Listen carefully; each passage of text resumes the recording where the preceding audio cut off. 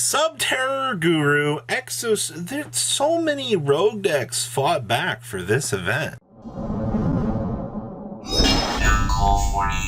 Don't be like you guys know what I'm about to say. Hi, 34% of you. Make sure you guys ooh that subscribe button so you guys don't miss out more awesome content. So your Venezuela regional breakdown here is very, very interesting, actually, because you have two Exosister players stepping up to the plate here and actually beating out the competition, which is kind of interesting, actually. You don't tend to see a deck like Exosister performing a lot. Now, don't get me wrong, it does show up in some sort of fashion here, but that was very interesting to see. We also had two Tearlaments players. Boo! No, just kidding. It's fine. Representation for this event was much lower than normal, so I'm actually fine with that. No real response. Now, some of these I do not have deck list for, as they have not been posted anywhere. So before you were like, Robbie, where are these? One of these is DDD. We do not have that list, all right? Before you're like, DDD. No, it never got posted publicly. There is MathMech that also topped. Do not have that list either, so don't get your hopes up there. We also have Spright. We do have that list. And then we have a Subterror list. Now, I cannot tell you the last time that I saw Subterror actually perform for actually, I can't tell you the last time I saw Subterror perform at all, actually, because I think that in itself is a very rare accomplishment. You know, what do you really expect Subterror to do at this point in time in the format? It is, I guess, still a very standard anti-meta pick into just playing into some of these fields that really are set up here. Plus, you know, Dark Dragoon is like the carry for that deck. Plus, I mean, whatever else you're trying to do in terms of ratios, but that was your standard stuff for Venezuela. All right, we're going to pass on over to the top deck list. Winning the event is none other than Exosister. Now, what's most interesting about this list is this is pretty tacked out, actually. The one Space Rock is kind of interesting. First of all, we're playing Crossout Designator in this, which is something that you don't really see a lot of in the format right now. Is Crossout doesn't actually see hardly any play ever, period. So the fact that a deck like this was able to kind of tech out some of its ratios. I also find it funny that you know that they were playing the one Space Rock in this deck because they're sick of being Nibiru'd, all right? Like, I don't know what has happened to this duelist in their dueling career that has forced them to go, man, I've been Nibiru'd so much. We have to make some sort of counterplay to this. Like, we do not have a choice. Now, what's other interesting to me is we're actually going after DD Crow instead of playing Bysteals. One of the things that I thought that this format would adapt towards would be the inclusion of seeing Bysteals built into this deck. But the problem with, I guess, the Bysteals is they do conflict with Martha, and they don't let you, you know, combo up with Martha because of the way she's worded. So that's like one downside to that. So you kind of have to rely on, you know, Shifter in those DD Crows to kind of fill in those power spots that you normally would have dedicated to other variations. We're also playing evenly matched in the main deck, which I find kind of interesting. We're just opting for two of those. I suppose in a situation where you're going to need to equalize, or, you know, if you do see it going second, you do have it. Versus 2 versus 3. I mean, we're citing the third as it is. We have access to it if we need to.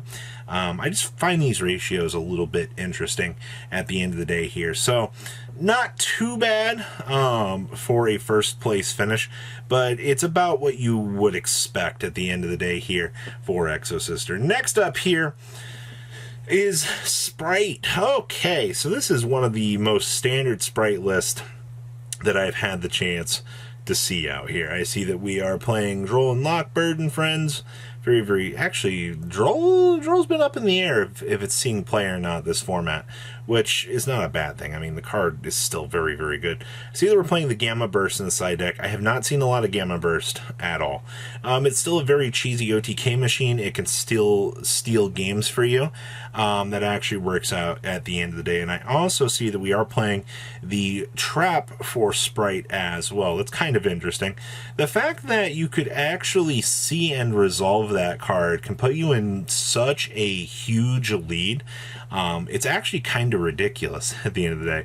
I'm just surprised more and more people don't opt to play it, but it can lead to some dead draws at the end of the day. So I do suppose that makes sense. All right, next up here is our Tearlaments deck. Now, the more and more I look at these lists, the more standard that they are, and I don't think you're going to see any real change to this anytime soon until, you know, the next list when you get the Parios and all the good Kashtira stuff to add into this. We're playing 4x steals, which is kind of low, actually. I don't really know if I like that number. I do see that we are playing double King of the Swamp, which is fine. And then, of course, Gamma is such a busted card in this deck. Being able to Gamma punish your opponent and then just laugh at them feels so good. Now, one other interesting thing about this list is we are only playing 2 copies of Primeval, which means maybe they felt that they could get away with it. For budgetary purposes, I mean, that is $50 less that you really do need to spend. So that's kind of a cute little thing to note there. But overall, I mean, this is still within the realm of what I really expect to see for these events. Next up, this is what I was most excited about. So, Subterror Guru. How do we actually win right now? Well, the first thing you're going to see is we are playing the Dimension Shifter. Shifter is going to put you in one of those best spots in the game. And you're just going to laugh at your opponent and go, what are you going to do? You can't out this. It gets you a whole turn to set up, and that's where you can start getting into your Guru interaction points here and start punishing your opponent. Now, there is the topic of, is Red Eyes Dark Dragoon actually just that stupid good this format? Does it really warrant the power that it feels like it has? And the answer is yes, actually. While Red Eyes Dark Dragoon in the past hasn't been an incredibly strong monster, I assure you that the more that this format has shifted, there have been less and less outs present for Red Eyes Dark Dragoon. Alright? Actually making a 4,000 monster that can just kind of snap away game for you feels very, very strong. And you will get a lot of free, you know, chicken tendy wins off of that. Don't underestimate it. As for the rest of the deck, I mean, you're just a pretty slow control deck that's looking to grind out and do things. Also, there can only be one, is also an amazing card.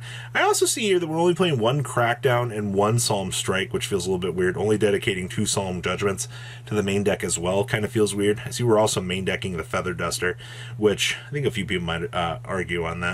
And then we're maining the Light Mirrors and the Shadow Imprisoning Mirrors. So we're not, Light and Dark decks we should have covered here, and we shouldn't have to worry about them because we're covering our bases in terms of that. I see we're also playing the Sealing the Graveyard spell card. We have Necro Valley. This is just an anti-meta cluster pile to laugh at your opponent, as they're not going to get much of a chance to really capitalize and recover off of a lot of the things that you are going to be punishing them with. So I see why this did good. Now, we have one more list here. This was the other Exosister list, to my understanding. And I will say that I'm not surprised to see a secondary Exosister list really show up and kind of try to control the metagame. The fact that you had 2 Exosister decks in Top Cut actually kind of duking it out here and kind of showcasing to the world that, hey, you know, Dimension Shifter, hey, you know, Necro Valley. It is very interesting that the other list did not actually use Necro Valley really in the sense that you would expect. Most of the Exosister players have been very keen on, you need Necro Valley. Like, you're going to lose games if you don't have access to this card. Trust me on this. Well, it looks like it doesn't really matter all that much at the end of the day. I mean, you're messing around with some different ratios. You're seeing that different ideas are kind of coming together here for this. So that's very, very interesting. I also like how they didn't show their side deck for this event, but that's fine nonetheless. So that is your breakdown for the Venezuela regional. A lot of little interesting things to really kind of keep in mind here. The format moves in some very interesting directions, and honestly, I'm just really looking forward to seeing where we go from here for future development. So please leave a comment down below, tell me what you guys think, and I will see your beautiful faces back here later today, guys. Peace.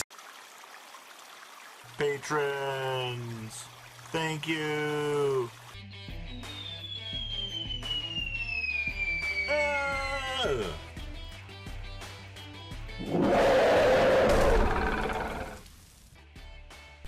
Thank you so much for watching. Check out these other videos.